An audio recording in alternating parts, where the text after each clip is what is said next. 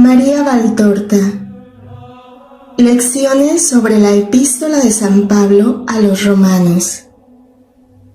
Traducción del original italiano por Santiago Simón Horta. Título original de la obra en italiano: Scritti di Maria Valtorta. Lezioni sull'Epistola di Paolo ai Romani.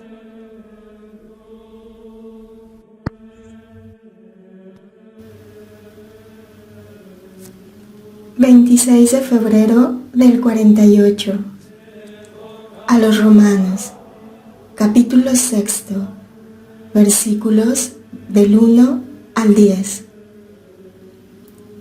Dice el autor divinísimo: muchos de entre los cristianos, y aún de entre aquellos que, si se les dijese que están aquejados de quietismo, se rebelarían como ante una calumnia, caen en la herejía de creer que, puesto que hay quien expió por todos y dio la gracia con abundancia infinita, es inútil reprimirse en el pecar, violentando el propio yo. Y aún llevan su herejía hasta el punto de decirse y de decir que, al obrar ellos así, aumentan la gloria y el poder de Dios, demostrando que solo por los méritos infinitos del hombre Dios y sin cooperación alguna de buena voluntad, se salvan los hombres. No, no es así. El raudal de gracia es infinito, mas casi sin límites es la enormidad de esta herejía que vilipendia la sangre y el sacrificio divinos de Cristo. Él murió por todos, siendo compasivo con todos, medicina para todos, salud para todos y vida para todos. Mas la voluntad de estos todos debe ser de justicia, que después su debilidad háceles caer, que el demonio traidoramente les derriba y arrastra. Jesús, haciendo honor a su nombre, salva, socorre, alienta, cura, perdona y purifica. Es el reparador eterno. Una fuente puede dejar de manar y secarse un depósito de agua. A lo largo de siglos y siglos de vida de la tierra, mares enteros y lagos se han desecado, dando lugar a arenosos desiertos o a desoladas y petrosas hondonadas, circundadas de montes que antes se miraban en el espejo de un lago. Mas hay una fuente que jamás se ha de secar, si no es al final de los siglos. Ella, generosa y santísima, verterá siempre su fluido para misericordia de los hombres. Es la fuente que emana del cuerpo del Cordero inmolado. Mas ya advertís vosotros, cristianos, qué onda perenne de sangre divina os baña y nutre de continuo. Si hubiera un rey tan rico y de tanta munificencia, que hiciera comunicar las cosas de sus súbditos con un pozo suyo maravilloso, que manase oro, los súbditos de este rey le adorarían como a un dios. Con todo, aquel oro no sería eternamente suyo. a su muerte habrían ellos de dejarlo. Mas la sangre de Cristo, esta sangre más preciosa que los metales preciosos o las alhajas, esta sangre del Rey de los Reyes, no se os dio gratuitamente, no se derramó con abundancia sobre vosotros, sin limitación alguna en su virtud y en su tiempo. Esa sangre vence a la muerte, vence al pecado, supera al tiempo y perdura en sus frutos riquísimos por toda la eternidad. Y aún más, es precisamente por su virtud que subís al reino con vestido de púrpura, con vestimenta real, y es en la eternidad, es en el cielo, más que en el tiempo y sobre la tierra, donde gozaréis de ese infinito tesoro. Él, el viviente, apuró el horror de la muerte para que vosotros murieseis del pecado y resucitáis a la gracia. No os es lícito, pues, tomar al pecado y a la muerte con intención previa de volveros. Dijo él, no se puede servir a la vez a Dios y a Mamón. Y yo os digo, no se puede tener a la vez la vida y la muerte. Jesús, al resucitar, dio testimonio de 3 cosas. Primera, que era Dios, y así podía resucitar por sí solo. Segunda, que había muerto realmente crucificado, por eso conservó en su cuerpo glorioso los estigmas de la pasión. De aquel cuerpo habían desaparecido todas las huellas de la pasión, el deterioro corporal, las sordideces, los bálsamos espesos del embalsamiento, mas para demostrar que el Cristo real, humano, y no una ficción incorpórea del mismo, había estado clavado en la cruz, quedaron en su verdadera carne los verdaderos orificios de los clavos y la hendidura de la lanza. Tercero, que había vencido para siempre a la muerte y había resucitado por la virtud de Dios, en cuerpo y alma, por los siglos de los siglos. Así como le vieron las piadosas mujeres en el sepulcro, los apóstoles en la tarde de la resurrección y los discípulos en las sucesivas apariciones, así lo vieron, lo ven y lo verán los espíritus de los hombres al pasar de la vida terrena a la ultraterrena. Y así lo verán todos los hombres en el juicio final, lo mismo que lo vieron aparecer en el limbo, y descerrajar sus puertas los justos que subieron con él al cielo, que de nuevo les fue franqueado a los santos de Dios. Ahora bien, de una cuarta cosa dio también testimonio Cristo al resucitar, y la testimonió con el símbolo de su resurrección tras el sacrificio.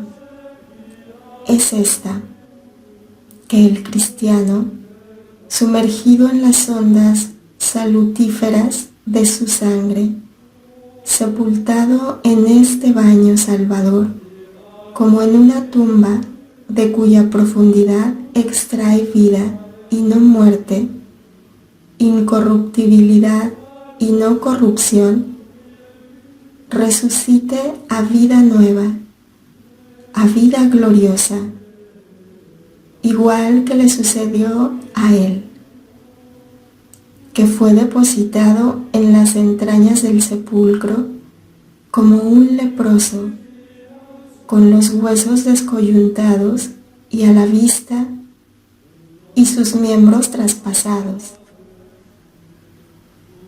Y salió de aquellas entrañas con una vestidura de tan gloriosa belleza que solo los ángeles y la Purísima pudieron mirarla en su cabal esplendor.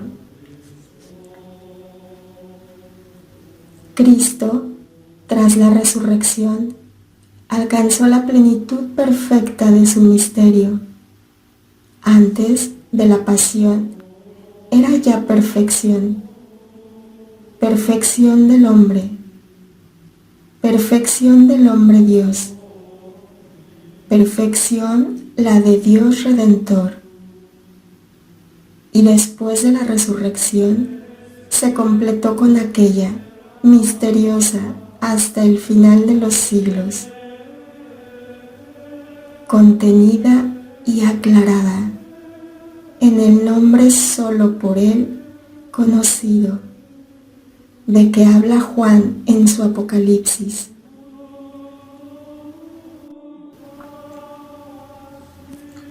También el hombre, viviendo en Cristo, la lucha del hombre, el sufrimiento, la pasión diuturna combatida, soportada, acabada en justicia, y resucitado por Cristo y en Cristo, alcanzará la perfección que abre las puertas del cielo y recibirá el nombre nuevo escrito sobre piedrezuela blanca, nombre que nadie conoce fuera de aquel que lo recibe. Yo soy la vid verdadera, el sarmiento que no puede permanecer unido a la vid no da fruto. Así también vosotros, como dijo él, si no estuviereis injertados en mí, no traeréis frutos, y seréis echados fuera como rama seca. En verdad, él cargó con todos vuestros males, al llevar y apurar todas vuestras iniquidades. Él se desecó como una vasija, porque para haceros vivir os dio su sangre, que es la linfa vital de la vid verdadera, que da fruto. Él es la vid fructífera, vosotros los sarmientos silvestres incapaces de dar fruto, y su Padre, que lo es a la vez vuestro, cultivador de la viña eterna, os tomó a vosotros, sarmientos estériles y silvestres, y os injertó en él, y él aceptó beber y apurar todos vuestros juegos homicidas, todas vuestras fiebres concupiscentes, hasta morir como víctima en su carne, sin que vuestra corrupción llegase a turbar y emponzoñar su Espíritu Santo, de inocente eterno, y así fueseis vosotros al fin de los siglos, como Él lo fue, glorioso de alma y de cuerpo, habiendo revestido de carne incorruptible vuestros santos espíritus, y bienaventurados ya, se realizase por la amistad de Cristo, aún antes del primer juicio y del otro último, la inhabitación en vosotros del Espíritu Santo, la fusión con Cristo amigo y pan del cielo sobre la tierra, y la paz en Dios después de la muerte, a la espera de la resurrección de la carne, para compartir la alegría y gloria de la misma. El pensamiento y el querer divinos obraron un misterio al querer que, aún antes de que existieseis, hubieran sido vuestros pecados expiados por Cristo. Él tomó sobre sí los pecados de muchos, dice Isaías, y estos muchos son aquellos que durante la vida, o al menos antes de la muerte, no dejaron por su buena voluntad infructuosos para ellos los méritos infinitos de Cristo. Sobre la balanza de la cruz, sobre aquel patíbulo de justicia en el que estaban toda la santidad y toda la iniquidad, y la primera destruía a la segunda. Cada uno de vuestros pecados habíanse clavados como saetas en el cuerpo del mártir. Numerosísimos fueron los golpes de los flagelos. Numerosísimas igualmente las punzadas de las espinas sobre su cabeza torturada. Atroces los espasmos de los clavos, pero ninguno de tantos que se compadecieron de Cristo, que estaba sufriendo las torturas infligidas por una justicia humana y cruel, se golpeó el pecho diciendo: es verdad esto y esto. Estos miles y decenas de miles de aguijones, yo te los he clavado en tus carnes y en tu corazón con mis miles y decenas de miles de pecados. Tú me has reconocido, Redentor mío, con la totalidad de los miles de pecados míos. Ni uno solo de ellos ha sido ignorado por ti.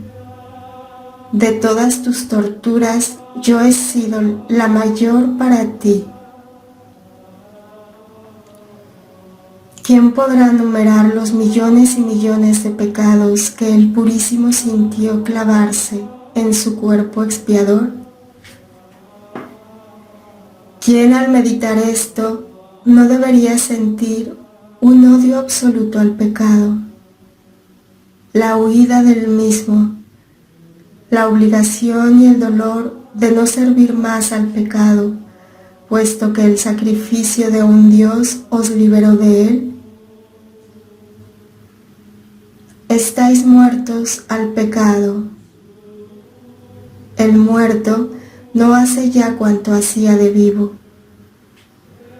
¿Cómo pues, si hay en vosotros una fe segura en la muerte de Cristo y en la gracia que esa muerte os mereció, liberándoos de la muerte del pecado y proporcionándoos los medios con que permanecer libres? ¿Cómo pues vosotros, al igual de Cristo, no resucitáis para siempre de esta muerte y vivís para siempre en Dios, de la misma manera que Jesús, el Hijo de Dios, el Hijo del Hombre, muerto como hombre para expiar la culpa y las culpas del hombre, vive para Dios, es decir, de Dios? Mas no solo Él, Dios, todo aquel que vive en Cristo y por Cristo, recordadlo, se diviniza al llegar a ser Hijo del Altísimo.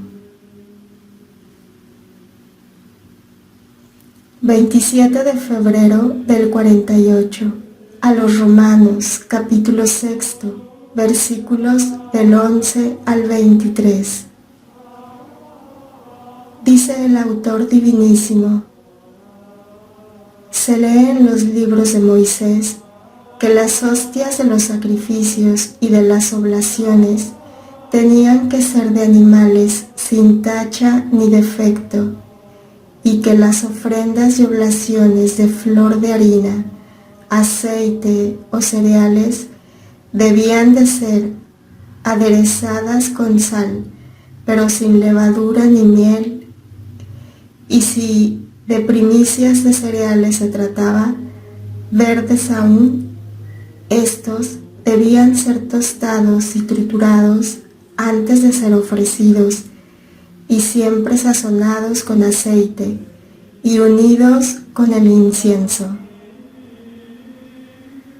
Se lee también que aquellos que pertenecían al linaje de Aarón y por tanto a la estirpe sacerdotal quedaban excluidos del sacerdocio si tenían cualquier defecto físico o enfermedad incurable. Cuerpo perfecto de constitución y de salud debía poseer el que oficiaba delante del Creador del hombre, delante del Altísimo, que hiciera al hombre perfecto de miembros, de sentidos y de sentimientos, y para el que ver las deformaciones y dolencias era un testimonio de la rebelión del hombre y del menosprecio de Satanás por la obra más querida de Dios, siendo, por tanto, más que nada, desprecio de Dios. En los tiempos mosaicos, los sacrificios eran de animales y de cereales, cosas materiales todas ellas. En el tiempo cristiano, los sacrificios son de espíritu. Fue David quien profetizó este tiempo en el que los sacrificios habrían de ser, no de animales, sino sacrificio de espíritu compungido, de corazón contrito y humillado. Aquel era tiempo de rigor. El hombre ni osaba pensar que pudiese ofrecer en sacrificio suave su corazón. Sobre aquel corazón aparecía la mancha corruptora. El corazón de los hombres, aún el de los más justos, era impuro. La culpa original, ella sola, manchaba el corazón de los hombres, aún en los más altos. Así pues, ¿cómo ofrecerlo en sacrificio de suave olor a aquel que prescribiera que fuesen sin defecto los animales y cereales que habían de ofrecerse en su altar, no admitiéndose en ellos ni la mancilla de pelambre o de tizón?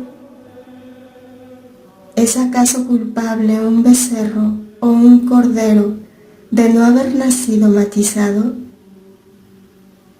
¿O una espiga de haber sido atacada por el moho o el tizón? No lo son, pues, con todo, no debían ser presentados sobre el altar, ni dicha presentación habría de hacerla hombre en el que apareciese manifiesta la herencia del pecado con defecto, delgadez o enfermedades. Por el pecado de Adán, entraron en los hombres la enfermedad, las deformaciones y la muerte, porque la malicia, al tomar asiento donde en un principio solo había llama de pura caridad, condujo a los hombres a perversiones del sentido y de los sentimientos, origen de todas las dolencias o monstruosidades que se manifiestan en el hombre.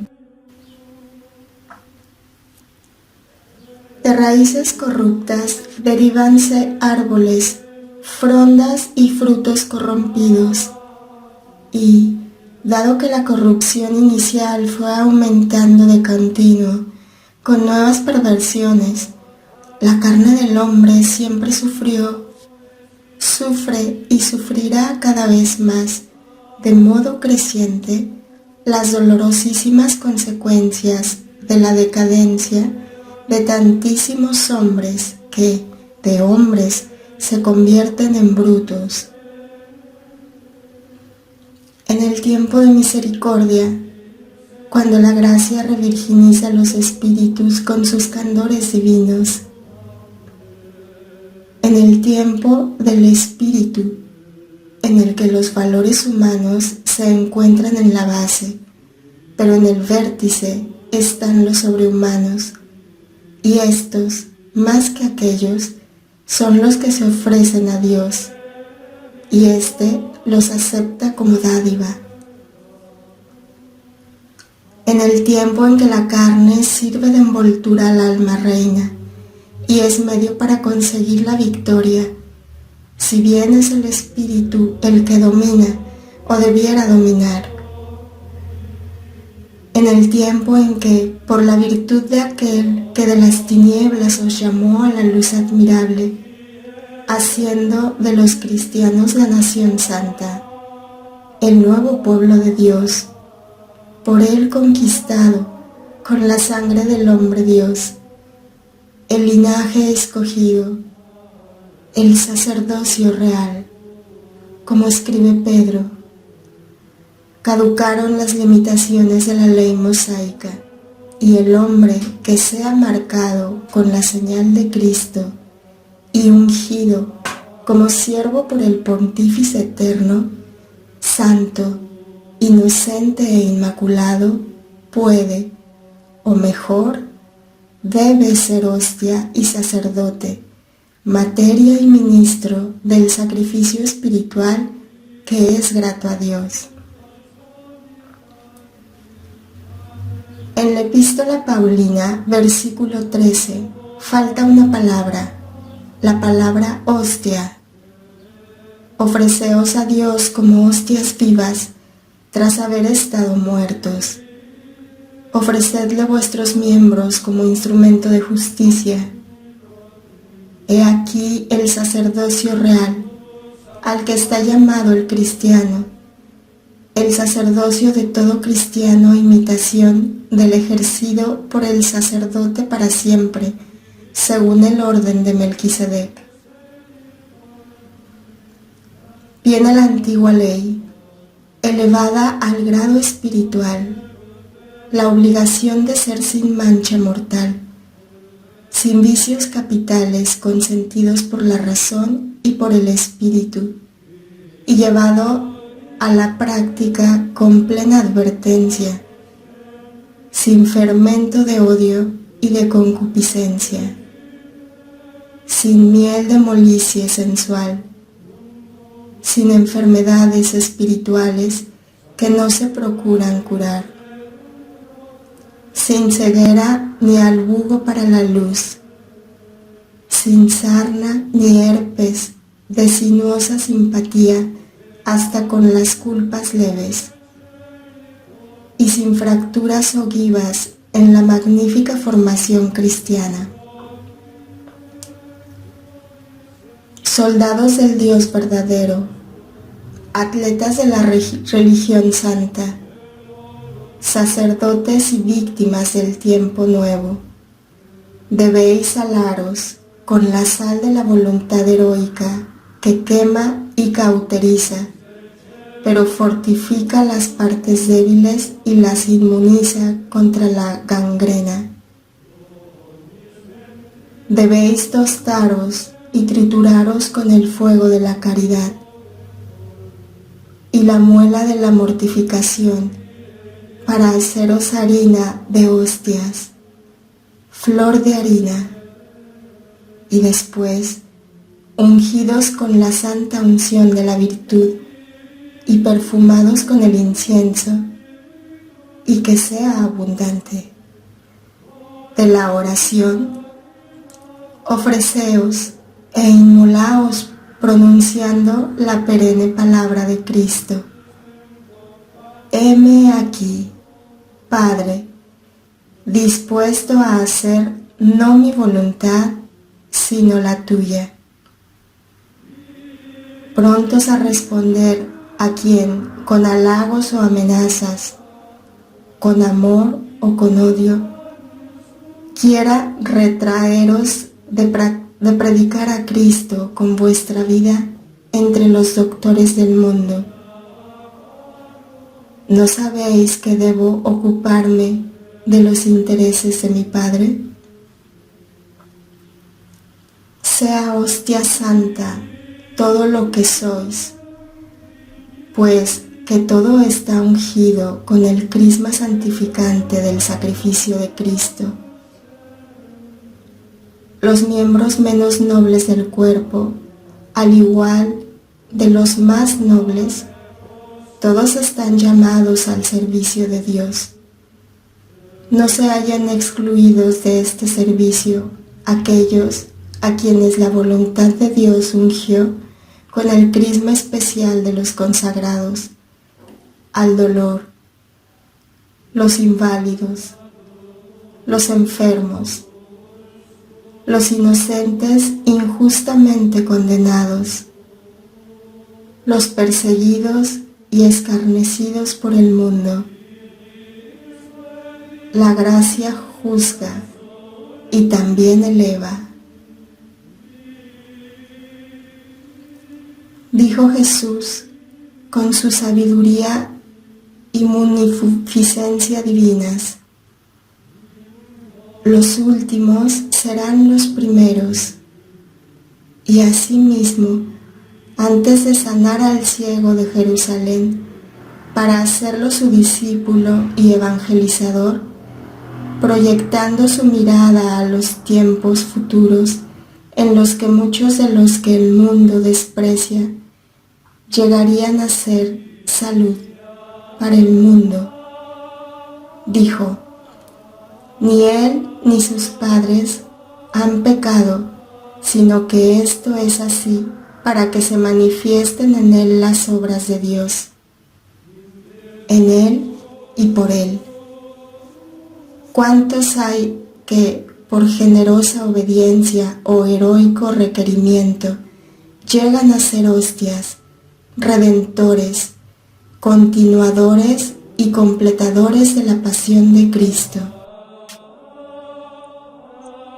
Más aún, sin tener en cuenta a estos especiales héroes de la más subida caridad, todos vosotros, cristianos, sois hostias vivas y debéis ofrecer vuestros miembros como objeto de justicia y ofrecerlos limpios de culpa, ya que, a la sazón, no estáis bajo la ley, sino bajo la justicia. Liberados como estáis de la esclavitud del pecado, sostenidos como estáis por la gracia, no debéis conocer ya la muerte del espíritu, y no la conoceréis si de nuevo no os hacéis esclavos del pecado. Servid al Señor Dios, que dio a los hombres la ley para que les fuese freno y bocado contra la torpeza cada vez más fuerte de la tierra, pero que, con la venida de su Cristo y la restitución de la gracia, por los méritos del mismo, aunque os dejase el freno y el bocado de la ley para combatir las seducciones de Satanás, del mundo y de la carne, puso alas a vuestro espíritu, librándolo de las cadenas para que volase bien alto por encima del fango, de las concupiscencias, al encuentro de aquel que apareció por la parte del oriente y al que conocisteis, y en cuanto os está concedido, mientras os encontráis en el exilio, ardisteis con él y le seguisteis por los caminos de la vida, dejando para siempre los senderos de la tierra y de la muerte, atraídos por el olor de sus perfumes, conquistados por la única suprema belleza, por el Verbo hecho carne, Jesucristo vuestro Señor, Redentor y Maestro, cuya doctrina es dulce, cuyo yugo es ligero, y son de efecto corroborante contra toda languidez y muerte su carne y su sangre, entregadas por vosotros y para vosotros, sobre el altar del Gólgota y sobre los altares de los templos de la comunión santísima, con el Hijo de Dios, Dios como el Padre. Esa comunión que es vida, vida en Jesucristo y con Jesucristo, vida en el Padre por Jesucristo, vida en el amor que es el autor de Cristo, vida en los tres, porque donde está uno, están los otros, así en el cielo como en el corazón de los hombres.